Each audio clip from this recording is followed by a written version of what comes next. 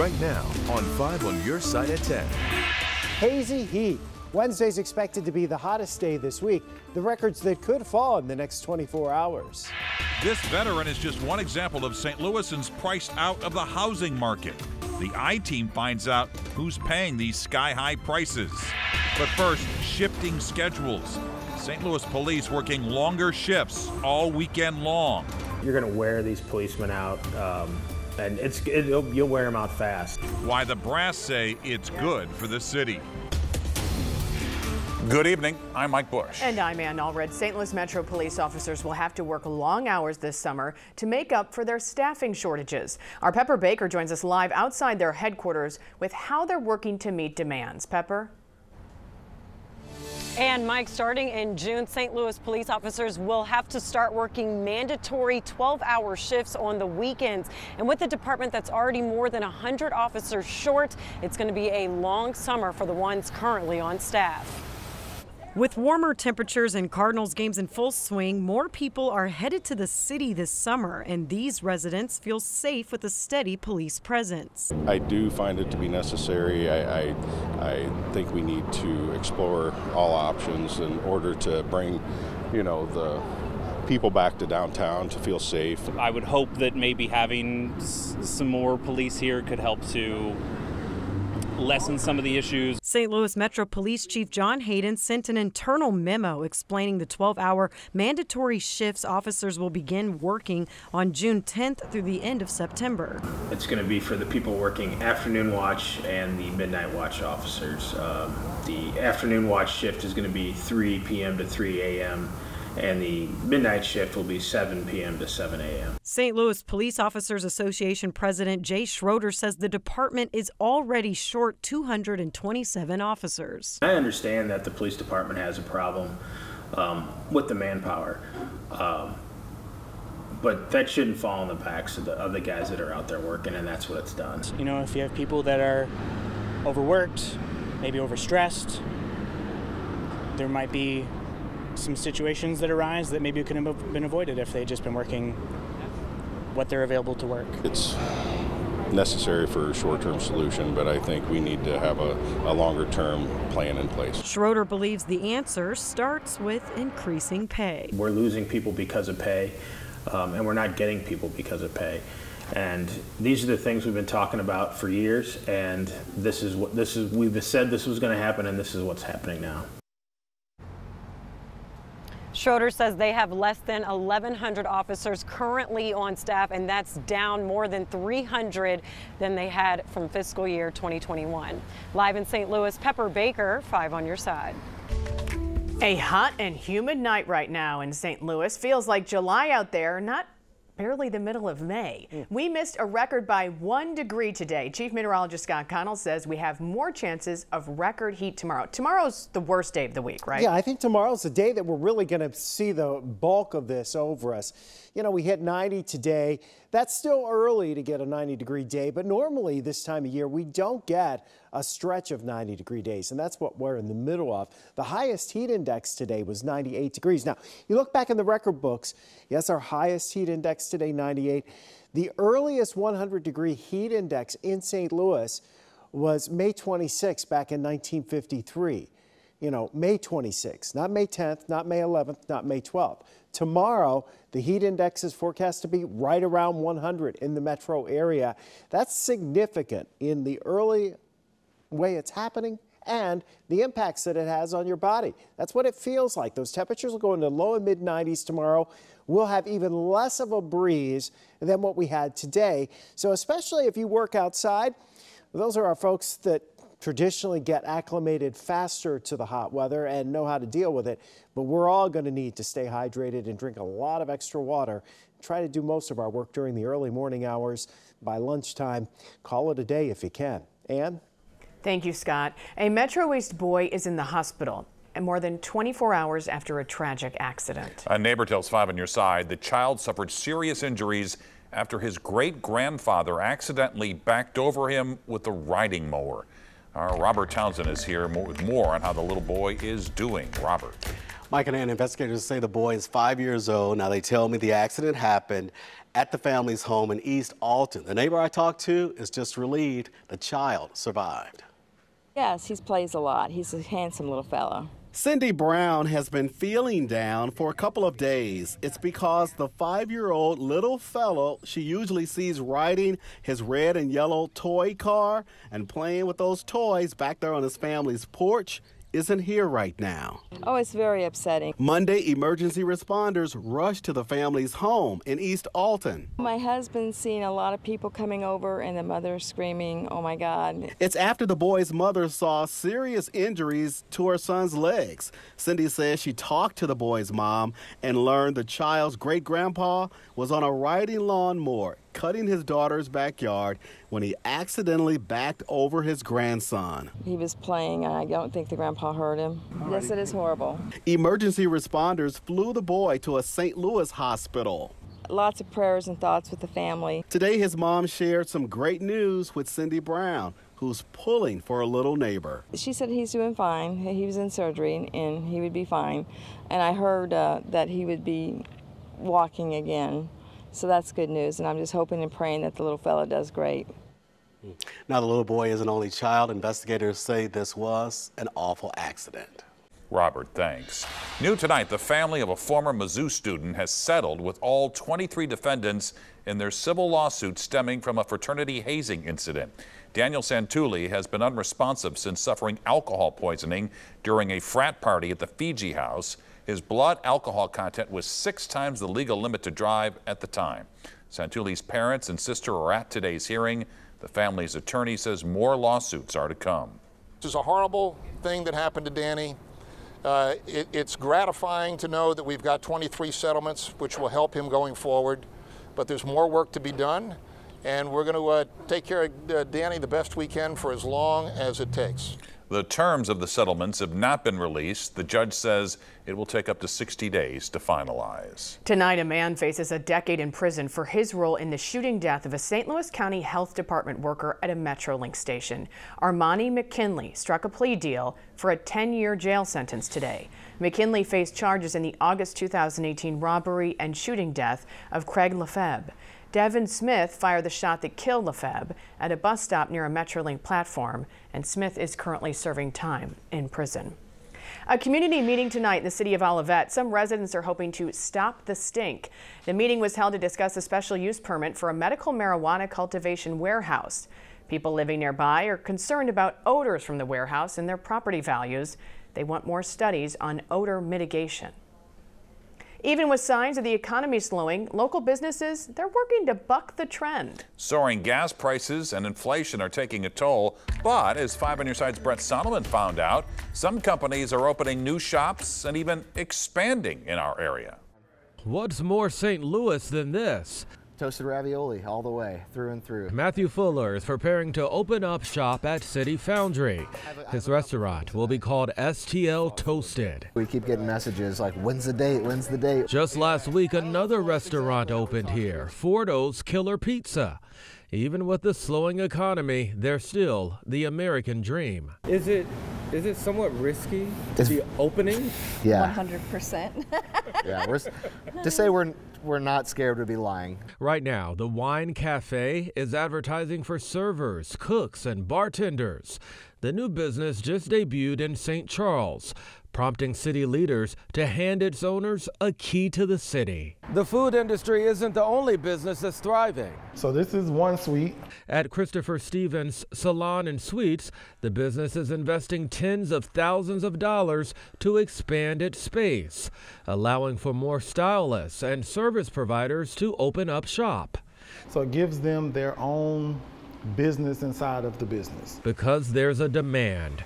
Owner Stephen Lacey will tell you business is good. No complaints at all. Perhaps a reason for optimism. You know, if you treat it like it's a career and not, I get a lot of the young people, they kind of treat it like a hustle.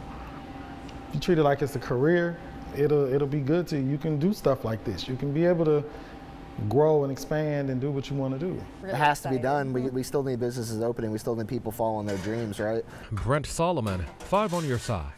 With new business comes new jobs. At the Wine Cafe, owners started with family members as workers. Once the business got going, they were able to hire 4 new employees, and they're recruiting for more. Like many hot evenings, a St. Louis favorite was open tonight just hours after it was hit by crooks. Someone broke into Ted Drew's frozen custard stand on Chippewa overnight. They broke a front window. They took 2 cash registers. St. Louis police are still investigating. He served our country.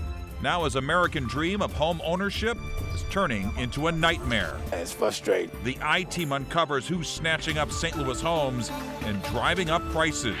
A recipe for disaster. The warning for parents desperate to find baby formula. There is a break from the heat and humidity on the way, but it's a waiting game. We're tracking the rain chances that will signal the change. New dashcam video tonight showing the moment police in southern Indiana captured a fugitive from Alabama after 11 days on the run. Casey White, a convicted felon, was arrested yesterday afternoon after a short chase that ended in a crash. Former corrections officer Vicky White, no relation, was also in the car, but she shot herself and later died. Investigators say Casey White told them if they didn't crash, there would have been a shootout with police. Tonight, Casey White is back in Alabama, where he faced a judge. The U.S. Senate will hold a vote tomorrow to make abortion protections federal law. The move comes after the leak of a Supreme Court opinion draft suggesting the court will overturn Roe v. Wade. The vote, though, is seen as symbolic. Democrats admit they don't have enough votes to pass the legislation. A local veteran is meeting roadblocks as he tries to buy his first home. He says there is so much competition, he just doesn't stand a chance.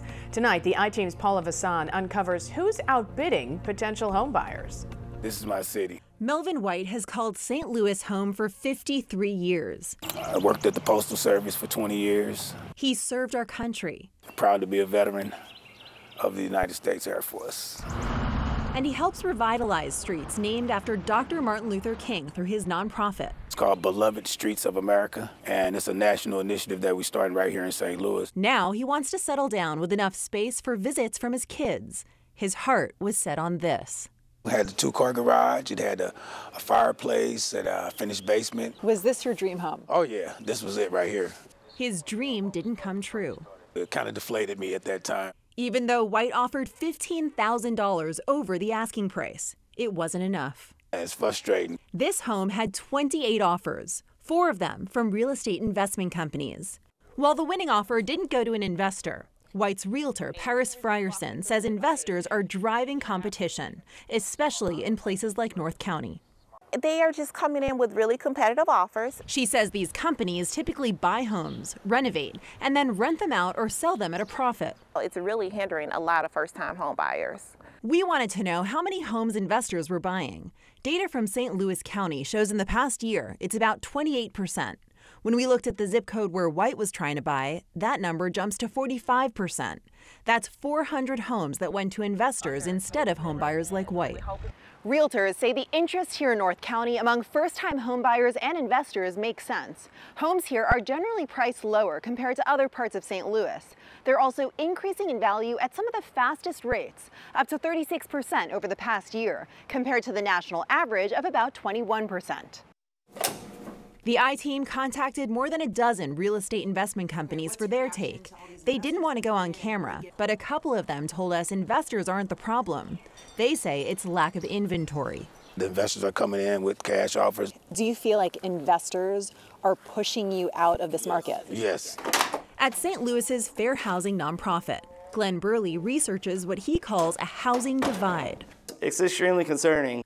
Between those who profit from home ownership and those who pay their landlords. It makes me mad, right? He says it's getting worse in places like North County. Berkeley, Jennings, Ferguson, etc. This map shows the evidence. Lack of mortgages in the area among would-be homebuyers. Swooping in, he says, are investors who often don't need mortgages since they've got upfront cash.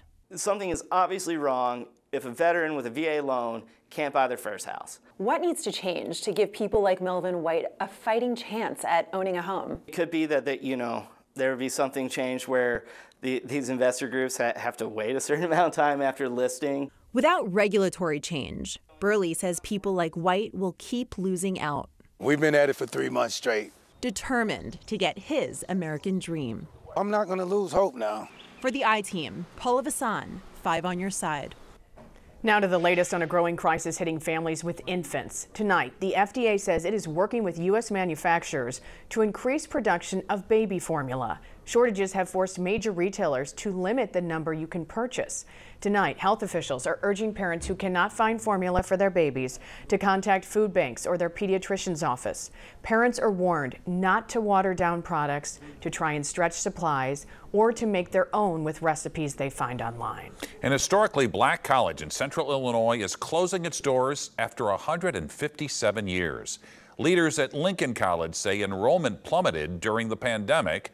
A cyber attack in December hindered the school's effort to raise money and recruit and retain students, so the school will close at the end of the week. Well, our early blast of summer heat is giving AC units a workout. Local heating and cooling companies are starting to get a lot of calls. Right now, they're busy installing new units, but they also get calls for repairs. One thing they don't get many calls about anymore, AC thefts, mainly for the metals the units contain. One tech we talked with today believes thefts are down thanks to technology. It's getting rarer, you know, because of all the Ring cameras and all the things everybody has out. So it's kind of bold to see people kind of still trying to do that, but every now and then you will get that. Now, to make sure your unit is working properly, it's suggested you clean your unit off with a hose and replace your filters. Scott warned us tomorrow is the worst of it. Now, long term, there is some relief in sight. There is some relief in sight, but doesn't this look like the perfect July sunset tonight in St. Louis? July. I mean, look at this. It's hazy. You're looking over Forest Park, back towards Clayton and Brentwood.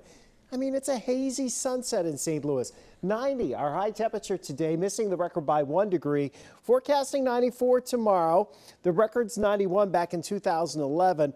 93 on Thursday, the record 92 in 1956. We may have a record high low temperature, if you will, tomorrow morning. We'll see.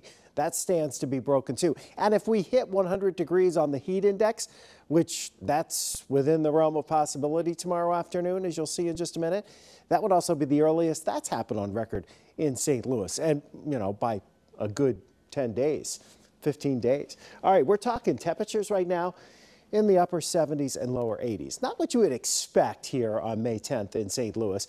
We're at 84 degrees. Temperatures even over through the Ohio Valley and into the Great Lakes tonight are pretty warm. Chicago's still in the 80s. All the storms are well to our south and southwest.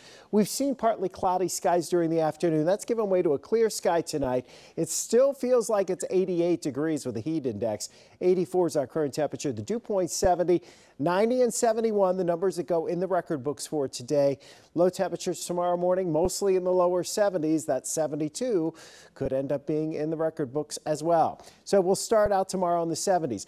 There's a small chance here east of St. Louis on the Illinois side that there might be an isolated shower or thunderstorm if there's just enough weakness in the atmosphere to take that heat and humidity and grow one or two of those cells. But it doesn't look like that's a big option for most of us. So we're thinking it's still pretty bright tomorrow.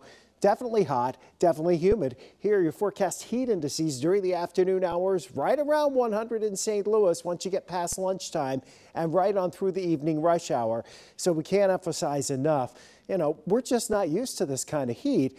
We've got to slow it down, take it easy, and especially stay hydrated. Drink lots of water. Your body's sweating is the way it cools.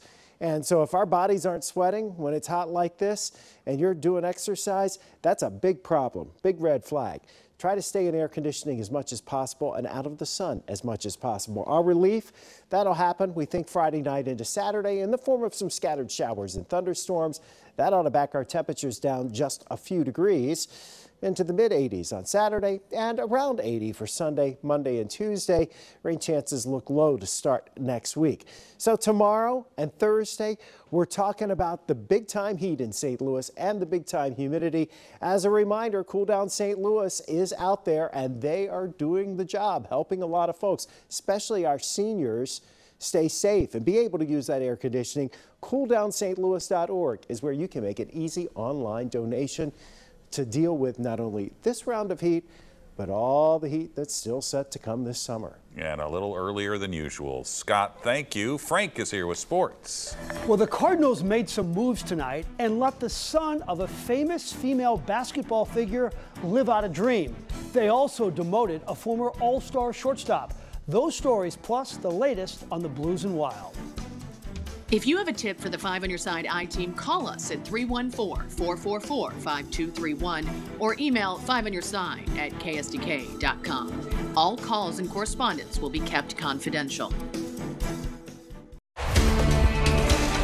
Chasing the Cup, sponsored by Car Shield. I think the Blues had a lot going for them tonight in Game 5. They got back two defensemen, Nick Leddy and Robert Bortuzzi.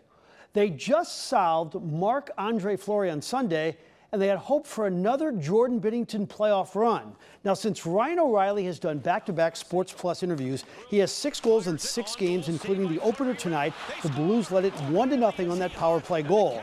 But Kirill Kaprizov is unstoppable. A rocket on the power play to tie it there. Same period, another power play goal for Kaprizov. But Brandon Saad has just scored. It's 2-2 in the second. Well, it's just a tough luck situation for the Cardinals. The Baltimore Orioles were in town tonight for the first of 3. The scheduled pitcher was Adam Wainwright, but Waino remains on the COVID list. He didn't pitch tonight, and Ali Marmol told me he won't pitch tomorrow. I may be wrong, but I think I would have liked our chances with Waino facing the Orioles tonight. Instead, the Orioles got to face Packy Naughton out of the bullpen. It was the part we were trying to manage. First game of 15 in a row. You're going with Packy. First time through, the order looked good. You're trying to squeeze a couple more outs out of him, and left some pitches down the middle and got hurt. I thought he may have until the end of the week. Paul DeJong didn't have until the end of the day. The former All-Star shortstop was sent to Memphis to try to find his offensive game. He's hitting .130, and he hasn't hit in 2 years. This is a guy who had 74 homers over a 3-year span, but they had to do something. And we want him to get into a routine that he's comfortable with, that he believes in. I think he's had a lot of voices in his ear. I think we need to simplify that. I think we need it to be where whatever he decides to do, he believes in it. And it's not us having 5 or 6 people tell him what to do. Kramer Robertson replaced DeJong on the roster. That woman in the blonde hair is Kim Mulkey, his mother, and one of the great college coaches in the history of women's basketball. She's at LSU now. Kramer is a shortstop with some outstanding competitive genes. It's really special for not only me, but my family, friends, all the coaches that I've had growing up and through high school, college, and pro ball. So many people have helped me get to this point, and I'm thankful for all of them.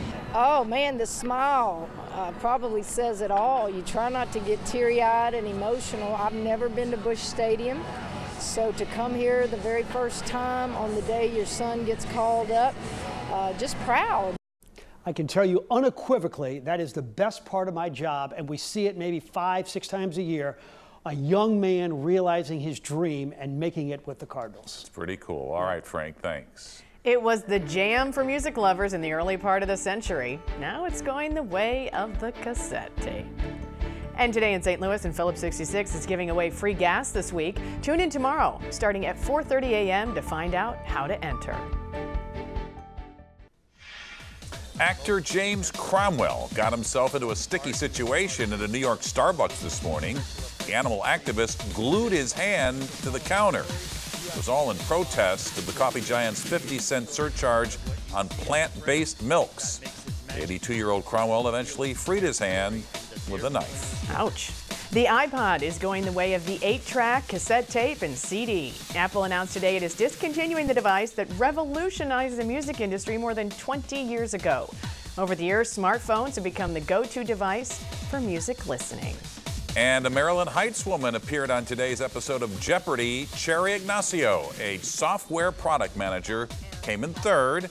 She tells 5 on Your Side the experience was a dream come true because she calls herself a lifelong trivia nerd. Hey, Ann, do you even know what 8-tracks are? Have you ever seen an 8-track player? I do from my dad.